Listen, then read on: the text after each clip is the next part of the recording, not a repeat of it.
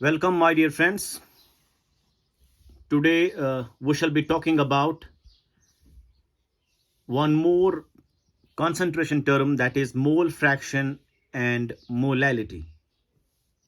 We basically discussed in previous video percentage as well as ppm.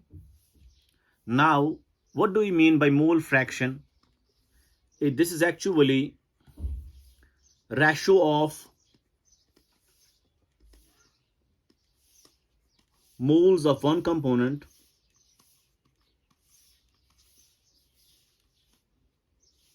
to the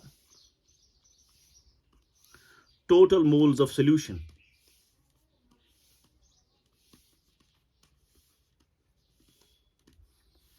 Mole fraction is the moles of one component. It is basically the ratio of moles of one component to the total moles of solution. That is, mole fraction हम x से denote करते हैं. It is denoted by x, and this is denoted by m, molality. So x is equal to mole fraction of a component, for example, is equal to moles of that component divided by total moles of solution, Na plus Nb. Similarly, mole fraction of B component will be equal to moles of B component divided by total moles of solution, Na plus Nb. And we are assuming the solution to be binary. So solution we assume to be binary containing two components. One is A and next is B. Suppose A we consider as solvent and B as solute. So mole fraction we define for each component, A as well as B.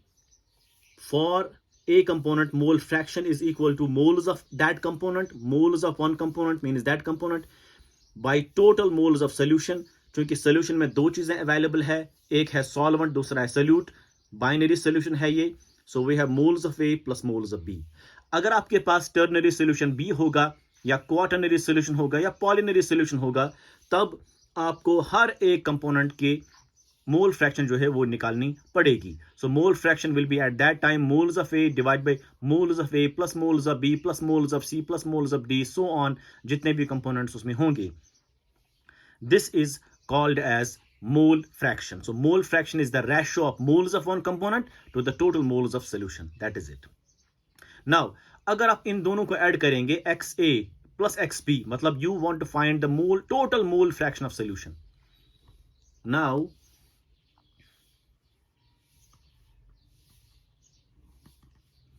XA plus XB, मतलब total mole fraction of solution will be equal to Na divided by Na plus Nb plus Nb divided by Na plus Nb, because mole fraction of A component is equal to moles of A by total moles plus अपनी जगह moles of B, mole fraction of B component will be equal to moles of B divided by total moles. Now this is same, so we'll common निकालेंगे. सो Na plus Nb common निकलेगा तो ऊपर आएगा Na और आएगा ये plus और आएगा ये Nb. Na plus Nb ये कैंसिल हो जाएगा. This will be equal to 1. इसका मतलब ये हुआ टोटल मोल फ्रैक्शन जो सोल्यूशन का है दैट इज इक्वल टू 1. इसका मतलब ये हुआ अगर आपको पता होगा mole fraction of one component, you can find the mole fraction of other component easily by this equation, by means of this equation. This is all about mole fraction.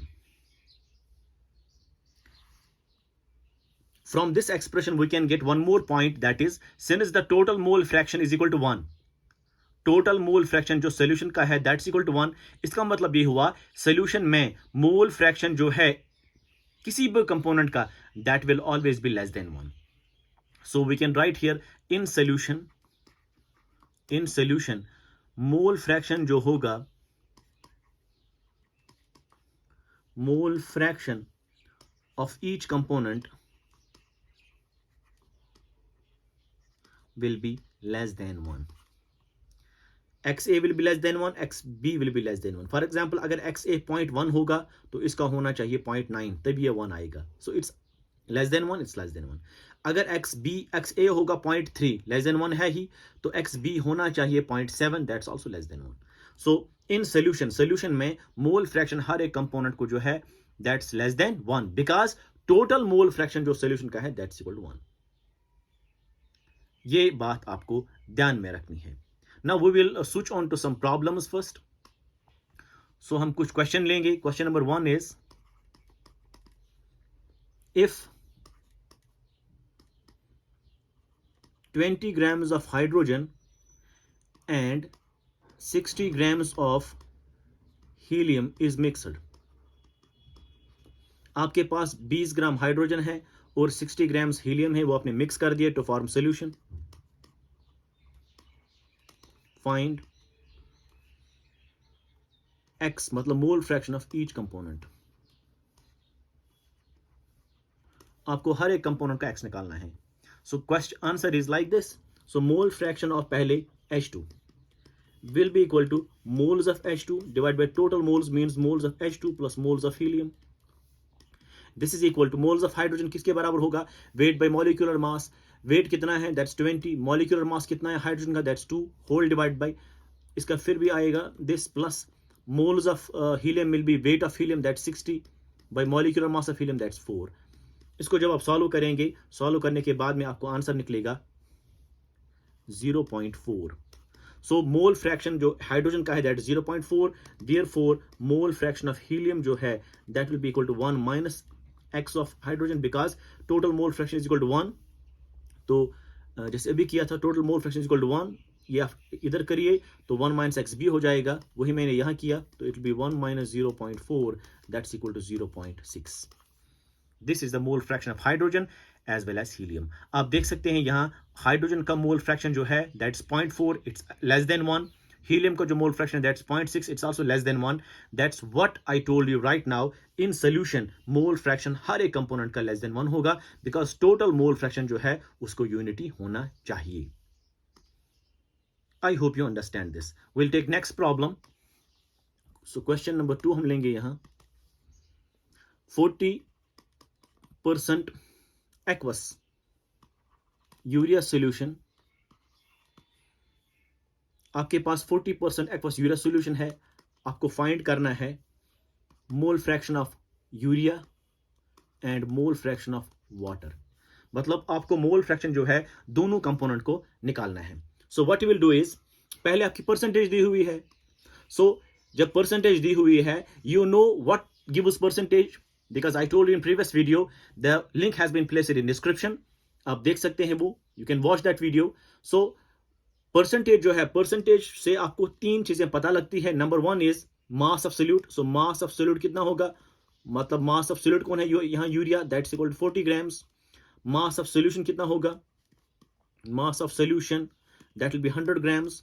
और mass of solvent, therefore mass of solvent कितना होगा, solvent कौन है, water, that will be 100 minus 40 that's equal to 60 grams. So this is what's called to be what you get from percentage. So percentage means 40 grams of urea is dissolved in 100 grams of solution, which means mass of urea is equal to 40 grams, mass of solution is equal to 100 grams. Therefore mass of water means solvent, वो निकलेगा solution mass minus solute mass, that is the mass of solvent 60 grams. अब mole fraction of urea easily निकाल सकते हैं. Mole fraction of urea will be equal to moles of urea divided by moles of urea plus moles of water, total moles. That's equal to moles of urea किसके बराबर होता है, mass by molecular mass. mass है 40, molecular mass urea का 60 होता है, whole divide by moles of urea again 40, mass by molecular mass plus moles of water. mass कितना है water का, 60 है अभी निकला, divide by 18 because 18 is the molecular mass of water. So ये जब सॉल्व करेंगे आप, आपको आंसर निकल करके आएगा 0.166. This is the mole fraction of urea. Therefore mole fraction of water will be equal to, that is 1 minus mole fraction of urea, that is 1 minus 0.166, that is equal to 0.834. This is the mole fraction of water. इस तरीके से जो है आपको solve करना है problem. लेकिन आपको पता होना चाहिए जब आपके पास परसेंटेज दी हुई होगी, सो परसेंटेज से आपको क्या पता चलता है, that's important. So from percentage you will get to know the mass of urea, mass of solute, mass of solution and the mass of solvent. एक बात मैंने आपको वहां पे वाज़ेह करके बताई थी कि जब भी आपके पास परसेंटेज दी हुई है and it is not given whether it is weight by weight, weight by volume, volume by volume, so when it is not given like that, so you have to take it as weight by weight. This is very important. एक और problem हम लेंगे यहां, will take one more problem. So question number 3 हमारे पास है। आपके पास सपोज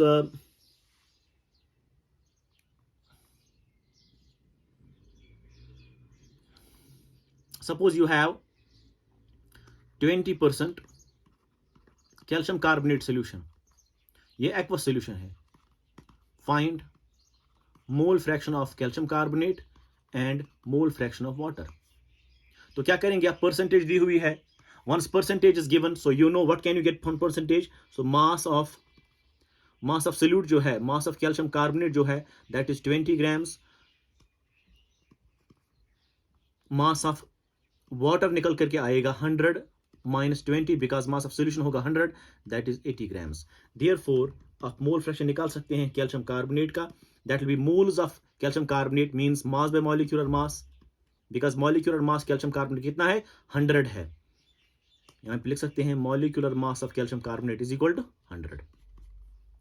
तो 20/100 प्लस मास ऑफ सॉल्वेंट से 80 ग्राम्स डिवाइड बाई 18, ये जब आप सॉल्व करेंगे तो आपको आंसर निकलेगा कैल्शियम कार्बोनेट का। फिर वाटर की आप निकाल सकते हैं 1 minus moles of calcium carbonate, so ये निकल करके आएगा। फिर आपको इस तरीके से जो है आप सॉल्व कर सकते हैं problems. This was about mole fraction as a concentration term. Now the next concentration term is molality. What do you mean by molality? Molality of solution, it is denoted by small m. So it is defined as the number of moles of solute dissolved per kilogram of solvent. This is the definition of molality. मतलब कितने मोल उस solute के, कितने moles जो है solute के, moles of solute, कितने मोल उस सोल्यूट के आप डिसॉल्व करेंगे इन 1 kg, मतलब पर kg of solvent, that is called as molality. Mathematically हम लिख सकते हैं ये, we can write mathematically as molality will be equal to moles of solute मतलब be divide by weight of solvent, because it's kg, kg means weight of solvent, solvent को a in kilograms. We here take binary solution, and in binary solution we have two components A and B. A हम लेते हैं यहां solvent और B हम लेते हैं यहां solute. B हम लेते हैं यहां solute. So moles of solute dissolved per kg of solvent means weight of solvent in kilograms. अगर weight of solvent होगा in grams तो आपको multiply करना है यहां 1000 से. So we will write the expression like this. So or molality will be equal to moles of B मतलब moles of solute divide by weight of solvent in grams, तो multiply करना पड़ेगा आपको 1000. This is the expression for molality. हम फिर से change कर सकते हैं, molality will be equal to, आपको पता है नंबर ऑफ मोल्स किसके बराबर होता है, mass by molecular mass means mass of solute divide by molecular mass of solute into weight of solvent in grams multiply 1000, because moles is equal to mass by molecular mass. इस तरीके से जो है ये एक्सप्रेशंस आप इस्तेमाल कर सकते हैं to find molality of solution. To find molality of solution. So number of moles of solute dissolved per kg of solvent, that's called as molality. That's called as molality. Now what do you mean by molality? अगर आपके पास suppose you have for example for आपके पास 10 molar solution है, 10 molar solution, इसका मतलब क्या हुआ, इसका मतलब ये हुआ 10 moles are present in 1 kg of solvent. Because 10 mole solution का माने यही है कि 10 मोल प्रेजेंट है किसमें, 1 किलोग्राम ऑफ सॉल्वेंट में। उसका मतलब ये हुआ from molality you will get two things. Number one is moles of solute, that's equal to 10, and you will get mass of solvent. What is that? 1 kilogram, which means 1000 grams. So important is that what you can get out of molality is, अगर आपके पास 10 molar solution है, उसका मतलब ये है moles of solute जो है वो 10 होंगे और सॉल्वेंट का जो मास होगा that is 1 kg, which means 1000 grams. These are the two things which you can obtain from molar solution. अगर आपके पास सपोज 2 मोलर सोल्यूशन दिया हुआ है, 2 मोलर सोल्यूशन, उसका मतलब ये हुआ moles of solute will be 2 and mass of solvent will be 1000 grams, which means 1 kilogram. I hope you understand this. Now we shall be taking problems. Before talking about problems, let me tell you one important thing, that is, अगर आपके पास suppose molality, if molality is, किसी भी solution की molality कितनी है, 1 है, इसको नाम देते हैं मोलर सॉल्यूशन। अगर आपके पास मोलैलिटी जो है 1/10 है, विच मीन 0.1 है, इट्स कॉल्ड डेसिमोलर सॉल्यूशन। अगर आपके पास मोलैलिटी दी हुई है 1/100, विच मीन 0.01, तो it means centimolar solution, it's called centimolar solution. अगर आपके पास 1/2 मोलैलिटी दी हुई है, विच मीन 0.5 दिया हुआ है, it's called hemimolar solution. Because कभी कभार दिया हुआ होता है you have a decimolar solution, तो आपको पता होना चाहिए what do you mean by decimolar solution, which means molality is equal to 1/10। कभी कभार दिया हुआ है व्हाट डू यू मीन, आपके पास सेंटीमोलर सॉल्यूशन है, so what do you mean by centimolar, which means the molality is 1/100, that means 0.01 molar. I hope you understand this. Now, let's take some problems. So the question is, question number 1. Question आपके पास है 40 grams of calcium carbonate are dissolved in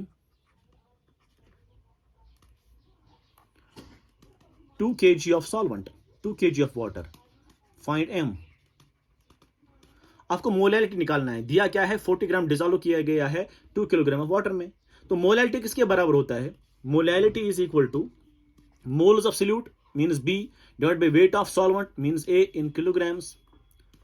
moles of solute किसके बराबर होता है, mass by molecular mass, solute तो calcium carbonate है, so it's mass by molecular mass. What is mass equal to 40 grams, what is the molecular mass of calcium carbonate, that's 100 whole divide by weight of solvent, कितना दिया हुआ है, water solvent है, उसका wait कितने 2 kilograms है, मतलब 2 है, it's in kilograms, so it's in kilograms, so multiply 1000 नहीं करना है, so this is equal to, ये बनेगा अब आपके लिए 0 0 will cancel, it will be 4/20, which will be equal to what, which will be equal to 0.2.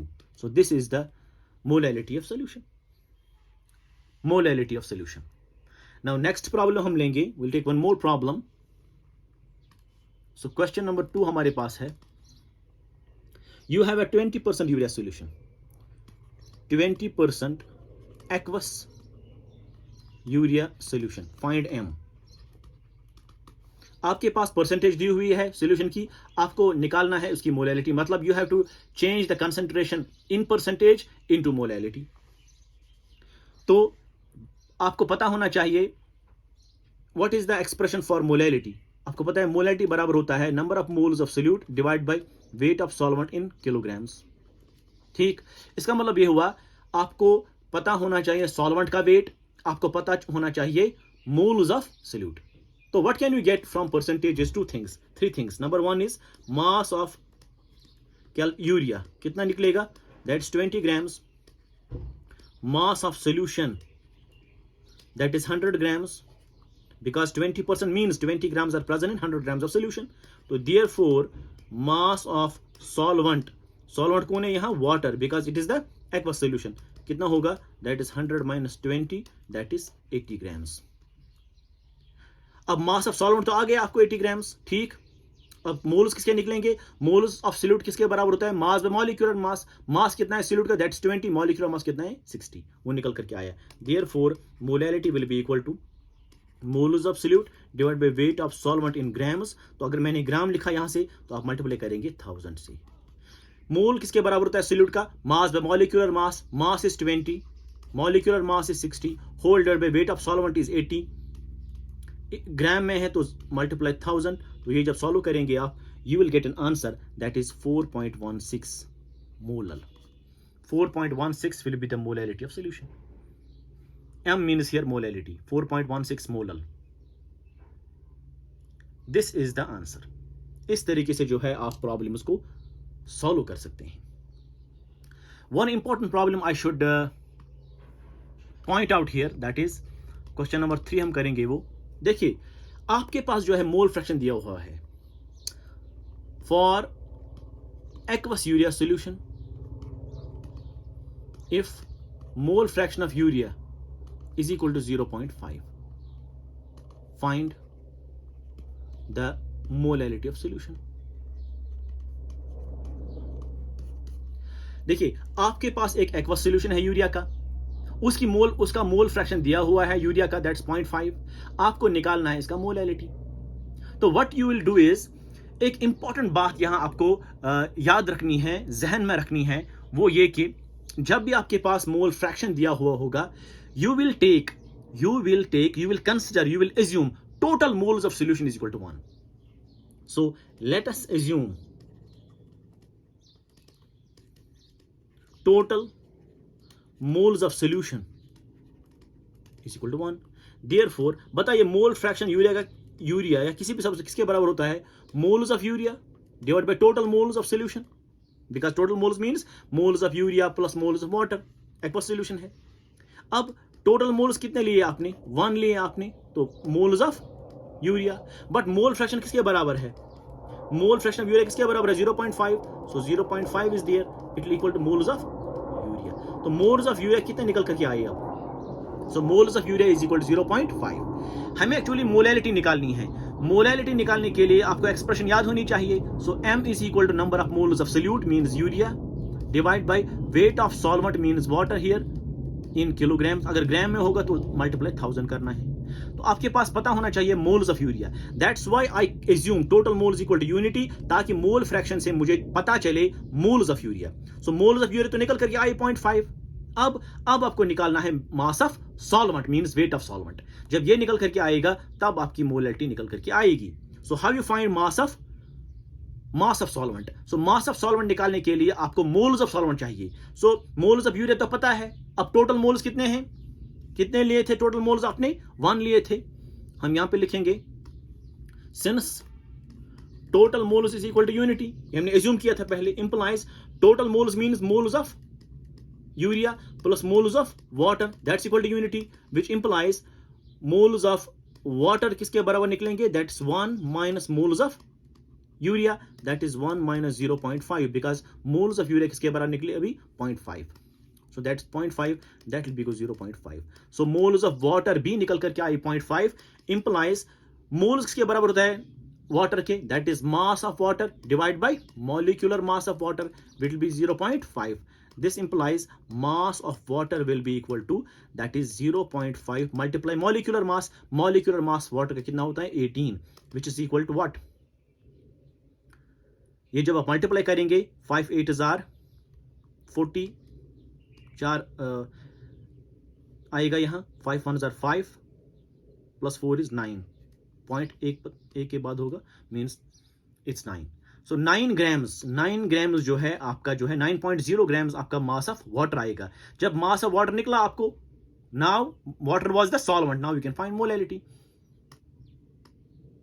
Now you can find what, molality. Therefore molality is equal to moles of urea divide by weight of solvent in grams multiply 1000।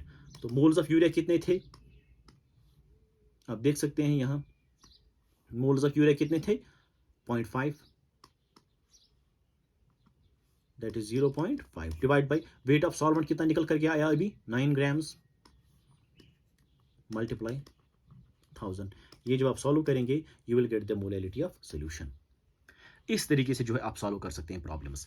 And one important thing I should tell you that जब भी आपके पास mole fraction दिया हुआ होगा, mole fraction, and you will be asked to find the molality, आपको क्या करना है, you will assume total moles to be 1।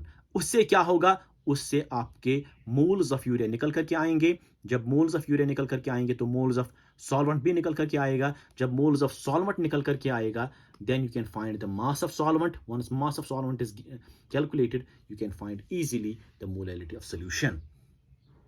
This is how you solve problems. Now एक point I should tell you in note, the point is all concentration terms, जो भी concentration term है involving weights, तमाम concentration terms जो involve करते हैं weights are temperature independent. मतलब temperature change करने से वो प्रॉपर्टी, वो कंसंट्रेशन टर्म्स चेंज नहीं होगी। This is important, this is very important. All concentration terms involving weights only, not volumes, involving weights are temperature independent. For example, आपने पढ़ा होगा weight by weight percentage, it's temperature independent. आपने पढ़ा mole fraction काई, it's temperature independent because you take moles here equal to mass by molecular mass, not volume.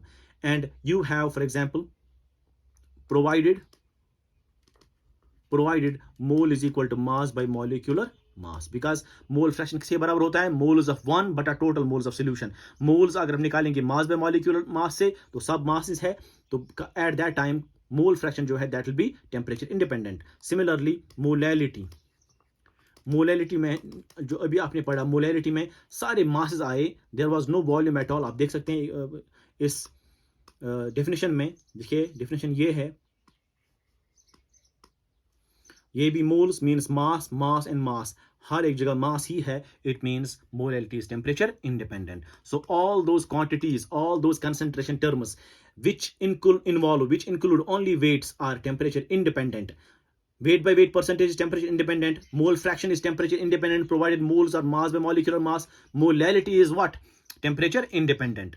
and weight by volume, अगर आप instead आप देख सकते हैं यहाँ, इंस्टेड अगर आप लेंगे वेट बाय वॉल्यूम परसेंटेज, ये चेंज होगा, वॉल्यूम बाय वॉल्यूम परसेंटेज ये चेंज होगा, because they are temperature dependent, they include weights.